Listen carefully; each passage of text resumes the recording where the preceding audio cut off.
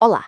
Hoje a gente vai fundo numa questão que define e muito a política brasileira: a presença constante das mesmas famílias no poder.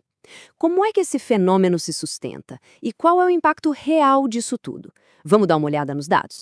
E para começar, essa citação já vai direto ao ponto. Pensa bem, se na hora de votar as opções são quase sempre os mesmos sobrenomes, até que ponto a nossa escolha é real de verdade? É essa pergunta que vai guiar a nossa conversa.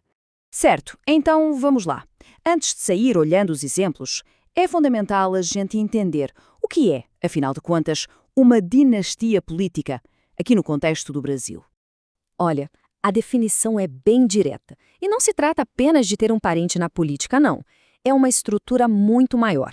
A gente está falando de capital eleitoral, sabe? Aquela popularidade, aquela base de votos que simplesmente passa de geração em geração. A gente fala do sobrenome, que vira uma marca, às vezes até mais forte que o próprio partido.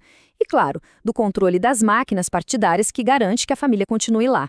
É um sistema com raízes bem fundas, que vem lá do coronelismo, onde o poder de uma região era o poder de uma família. E a dimensão disso é impressionante. Pensa só, mais de 60% dos nossos parlamentares federais têm familiares que também já ocuparam cargos políticos. Isso não é coincidência, né? Mostra que na prática o acesso ao poder está longe de ser um campo aberto para todo mundo. Agora que a gente já entendeu o conceito, vamos ver como isso funciona na vida real, porque os exemplos, olha, estão espalhados pelo país inteiro, de norte a sul. Vamos começar com um caso que é quase um clássico: a família Sarney. Eles não só dominaram a política do Maranhão por décadas, a gente está falando de presidência da República com José Sarney e a filha Rosiana governando o estado 4 vezes, como também expandiram essa influência para outros estados, como o Amapá. É um exemplo claro de como o poder de uma dinastia pode cruzar fronteiras estaduais. Lá na Bahia, o exemplo é a família Magalhães, um caso perfeito de transmissão direta de poder. Começou com o avô, o influente António Carlos Magalhães, e chegou ao neto, ACM Neto. O fascinante aqui é ver como a imagem do grupo político se moderniza a cada geração, se adapta aos novos tempos, mas a estrutura de controlo, a essência do poder, continua ali, a mesma. Agora, o que é realmente interessante aqui é como fica clara a ocupação simultânea de poder. A família Calheiros, em Alagoas, é um exemplo de como um clã pode dominar diferentes esferas ao mesmo tempo. Renan no Senado, o filho como governador, outros parentes em cargos legislativos e executivos. É como se eles fechassem o cerco sobre a máquina pública. E para quem acha que isso é algo novo, dá uma olhada na família Andrada de Minas Gerais. Com origem lá em José Bonifácio, a família teve representantes no Congresso por mais de 2 séculos. Isso mostra que não estamos falando de um modismo, mas de uma tradição muito enraizada na nossa história política. É uma herança da velha república que persiste até hoje. Ver a escala do problema é uma coisa, mas entender as consequências é outra. Então, qual é o preço que a gente paga por ter o poder tão concentrado nas mãos de tão poucas famílias? Esse slide aqui ilustra a injustiça de forma brilhante. De um lado, as famílias tradicionais têm tudo: financiamento, tempo de TV, máquinas partidárias a seu dispor e redes de troca de favores. Do outro, a maioria das pessoas que quer entrar na política enfrenta a falta de recursos, barreiras dentro dos próprios partidos e, o pior, invisibilidade política. A competição, desde o início, já é desigual. E os efeitos disso se espalham pela sociedade.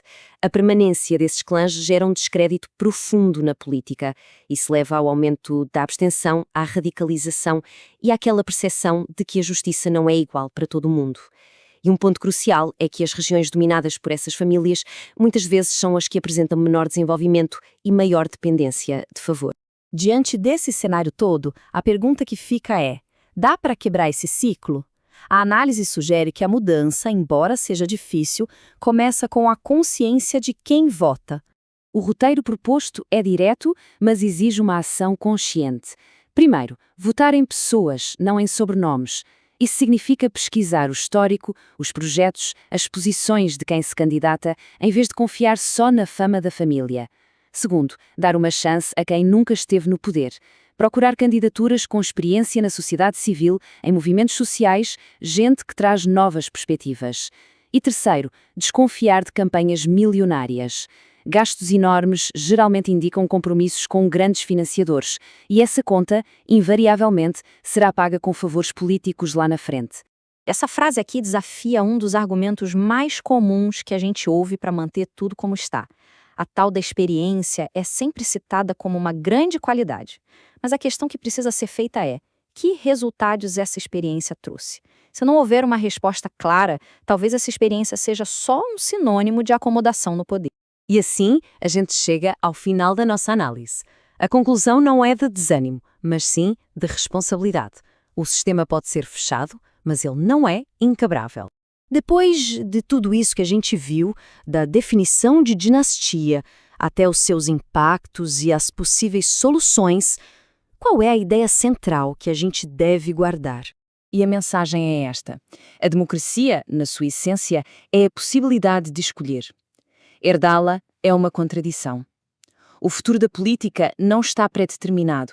Ele é construído a cada eleição, através da coragem de olhar para além do que é familiar e ousar fazer uma escolha diferente.